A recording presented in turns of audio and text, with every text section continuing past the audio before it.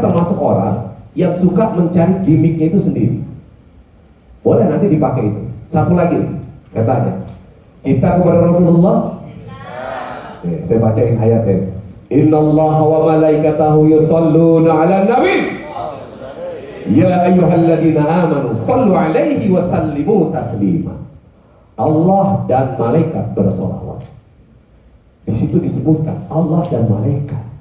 Kenapa yang diajak salawat adalah malaikat? Kenapa yang disuruh bersalawat adalah malaikat? Kenapa Allah tidak mengajak iblis untuk salawatan? Tuh. Sebelum dijawab saya tanya lagi. Kira-kira iblis mau salawat? Yang keras jawabnya.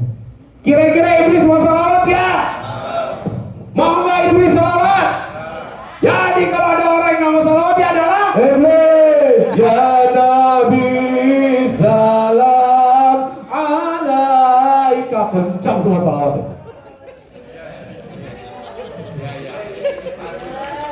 Hah?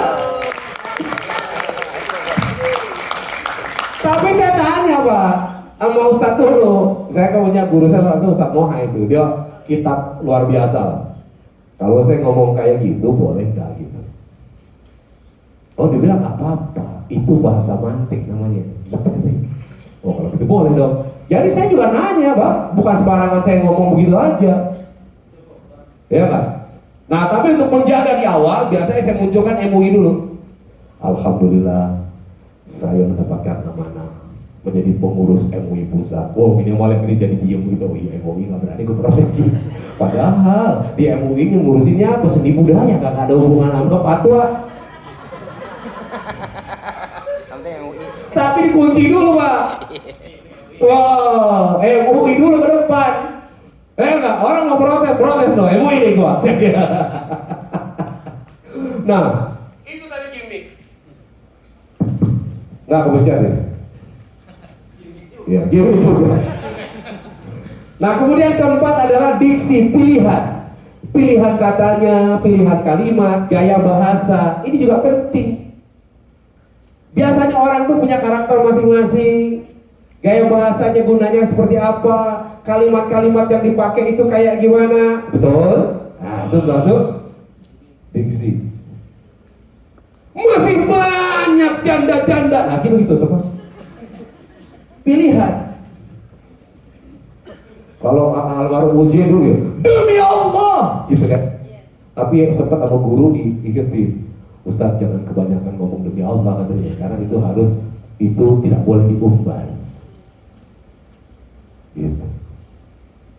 Nah, ini yang harus kita miliki. Kita pilih betul-betul dipikirkan. Ini bukan spontan loh. Ini harus dipelajari, harus kita gali. Gitu. Saya juga tadi nemuin itu kan dan bikin, oh iya dibikin gini aja dah, bikin gini aja dah. Orisinal itu kan, belum pernah dengar pasti dari ustadz yang lain, ya nggak? Yang gue ini kok. Nah, kemudian keterampilan dan teknik berbicara. Di sini ada tempo, intonasi, artikulasi, karakter dan logat. Ini biasanya yang terakhir adalah bagian dari, biasanya dia dari daerah mana tuh, ya kan? Ya, keterampilan nanti kita lihat. 6 percaya diri. Nah, kemampuan untuk membaca situasi ini penting juga. Kadang-kala kita itu tidak sesuai dengan bayangan kita. Maka kenapa kita tuh selalu nanya, kira-kira audiensnya siapa sih? Ya kan? Karena ini berpengaruh terhadap sikap mental kita untuk berbicara di depan mereka gitu. Ya, jadi kalau dalam bahasa ininya tuh, bahasa akademisnya ada assessment. Need assessment itu penting. Sebelum ngomong tanya dulu apa dia, siapa nih orangnya. Kayak gini kan, oh ini penyuluh semua nih, enak ngomongnya. Coba kalau ada anak kecil, orang tua, emak-emak, buset dah. Gimana cara ngomongnya? Nah itu. Jadi kita harus siapkan mental. Nah yang terakhir adalah penampilan. Nanti ada kostum, gestur, dan ekspresi. Kita masuk satu-satu yuk. Oke, bisa di next. Ku tak bisa. Ini ya, tadi tuh cakupannya. Oke, next lagi. Nah, kita menyusun materi secara sistematis. Tapi kita tulis. Nanti saya minta bikin ini ya. Ya. Temanya apa? Individual semua. Tapi nanti akan kita kaitkan dengan teori komunikasi. Oke, kita masuk di sini dulu. Misalkan temanya adalah Ramadan. Ini baru materi saya kemarin nih, di salah satu perusahaan di BRI saya bawain ini, kemudian dia ada perusahaan cleaning service. Membangun golden moment Ramadan. Kenapa saya pakai istilah itu? Karena istilah ini gak ada yang pakai gitu. Karena buku itu saya bikin, create your golden moment. Biasa orang dengan sesuatu yang baru agak apaan nih? Cuman masalahnya gini Pak, ini saya kasih tahu ya. Saya mengalami permasalahan sebenarnya karena saya ini kan tadi mungkin Mas Alibin, saya pendiri Senada, aktif di sebagai sekarang juga masih suka bikin lagu, jadi produser. Kemudian jadi lebih lama jadi host. Jadi ketika saya diundang ceramah, pertama-tama pertanyaan dari jamaah, emang dia bisa gitu? Betul nggak? Ya. Hah? Karena background udah nempel banget nih. Ya kan, sebagai host, nemenin para kiai, nemenin para ustadz. Jadi ketika diundang, pertanyaan orang begitu, emang dia bisa gitu? Tadi itu, ekspektasi rendah. Kita merasa diri kita sebenarnya mampu nih. Nah itulah kita harus sabar Pak. Sabarnya ini apa? Sabar tiap berkesempatan pakai, tiap berkesempatan pakai. Nah pakai kesempatan-kesempatan kayak kemarin di BRI sama ngomong, alhamdulillah positif. Nah gini loh. Ini adalah rumusan juga nih. Orang kalau yang dialami peristiwa buruk, dia akan cerita ke 10 orang. Kalau yang dialami baik, maka dia cerita maksimal 4 orang. Jadi sebenarnya ya, pengalaman buruk atau reputasi buruk itu lebih cepat tersebar ketimbang reputasi baik. Itu gejalanya mah kayak gitu. Apalagi sesama ustaz, nggak akan mau. Pernah saya bisa kata ngomong sekarang, nggak semua ustaz tuh mau join bareng. Kenapa? Wah nanti mau ketiban gitu ya. Betul Pak. Pernah ada salah satu motivator juga nih ngajakin kolaps. Gini, saya keluarin mas, gue punya ini, pak. Abis itu ngilang, nggak nelfon lagi. Mungkin dia akan mau siap dia daripada gua. Bisa jadi kayak gitu. Bukan nyombong ya, ini fakta. Nah, tema Ramadan, membangun, ini contoh, nanti masing-masing kita bikin gitu. Kemudian mengumpulkan literasi. Nah, kalau saya punya bukunya emang. Boleh tak kasih lihat ya. Ini buku asli nih. Saya bikin buku itu nulis nggak pakai ini loh, nggak pakai ghostwriter. Karena para ustadz banyak nulis itu pakai ghostwriter Pak.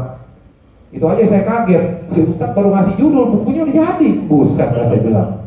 Gimana cara bikinnya? Ini salah satu doang. Ada lagi buku yang lain. Nah, saya ambil dari sini. Create your golden moment. Nah, saya baca nih, apa itu golden moment? Ini saya kasih contoh aja. Golden moment itu adalah peristiwa berharga. Ya, setiap orang harus membangun peristiwa berharga dalam kehidupannya. Wabtaghi fi ma ataqallahu daral akhirah wala tansa nasibaka minad dunya. Carilah kebahagiaan, bikinlah yang namanya peristiwa-peristiwa emas untuk apa? Untuk kamu mencapai akhiratmu. Tapi jangan lupakan dunia, jangan dibalik. Kejar dunia, jangan lupakan akhirat. Enggak begitu. Danielnya begitu ceritanya. Nah, kemudian kayak gitu. Itu tadi.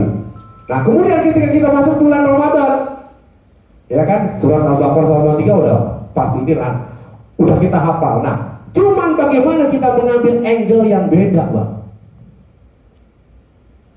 Ya, yang beda. Ya ayyuhalladzina amanu kutiba alaikumusiyam kama kutiba alal ladzina min qablikum la'allakum tattaqun. Yang pertama itu kita bicara mengenai apa? Orang yang beriman. Ini sama semuanya, tapi bagaimana kemudian kita bikin gimmick?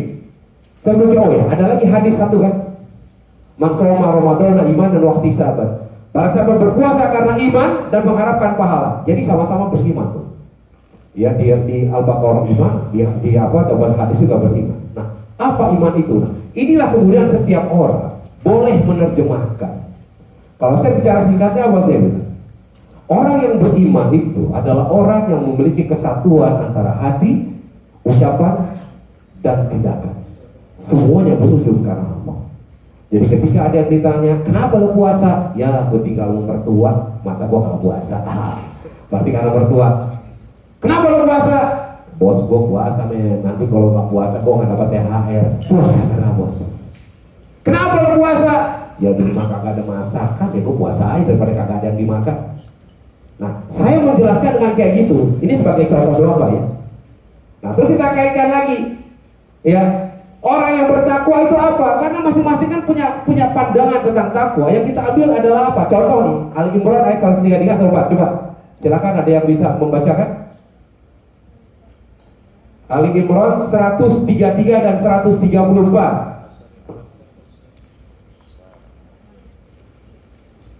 Ayo yang hafal. Bismillahirrahmanirrahim. Wasarrihu ila maghfiratin arduhas samawati wal ard uiddat lil muttaqin. Nah, ya, bersegeralah kamu kepada ampunan Allah, ya, yang itu adalah seluas langit dan bumi yang diberikan kepada orang-orang yang bertakwa. Apa ciri-ciri orang bertakwa? Yang pertama, oke, yang kedua, yang ketiga, walafina linas. Cirinya adalah 3. Yang pertama adalah orang yang bersedekah dalam keadaan panas. Nanti bisa kita eksplor.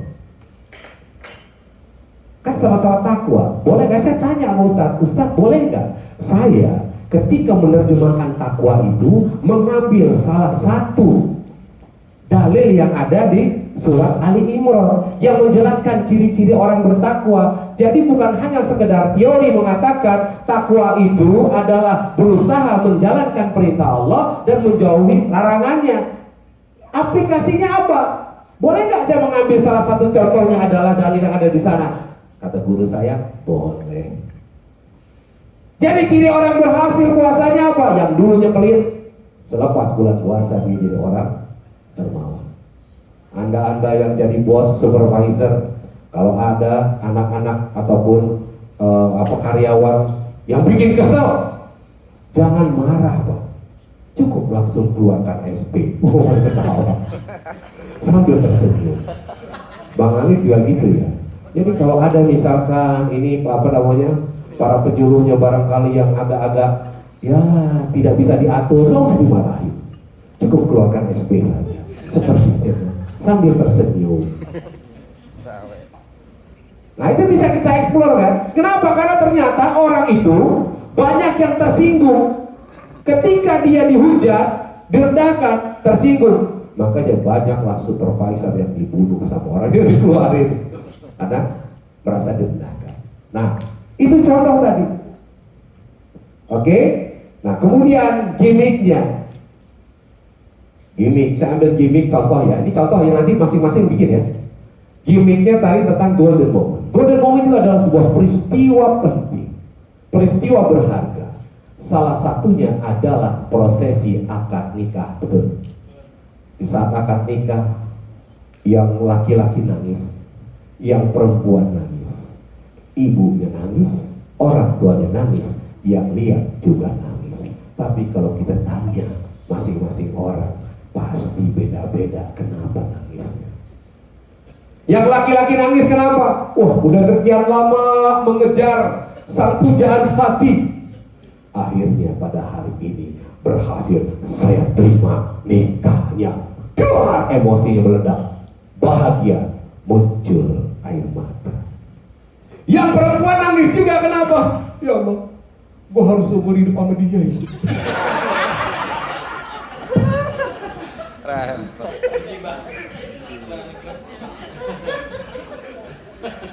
Emaknya nangis biasa, melepaskan orang tuanya, anak apalagi anak perempuan. Yang nonton itu nangis juga, ditanya kenapa lo nangis? Harusnya kan sama gue, kenapa media?